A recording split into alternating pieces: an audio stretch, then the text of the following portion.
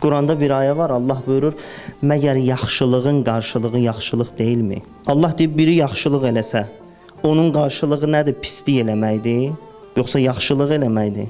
Allah demək istəyir, mən sizə nə pislik eləmişəm ki? Məndən bir pislik görmüsən özünə qarşı. Bəs niyə mənə üsyan eləyirsən? Niyə itaətsizlik eləyirsən? Niyə hökmlərimi yüngül sayırsan? Niyə sözümü yüngül sayırsan?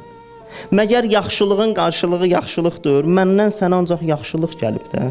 Niyə onun qarşılığında yaxşılıq eləmirsən? İnsan belədir ya, insan rəhmətdən sui-istifadə eləyir. İnsanın bu psixologiyasında var, ruhiyyəsində var. İnsan biraz diqqətsizlik eləsə, biri ona qarşı yumuşaq rəftar eləsə, görürsən onun o yumuşaq rəftarından sui-istifadə eləyir. Rəhmətdən insan həmişə yox, bəzən sui-istifadələr edir.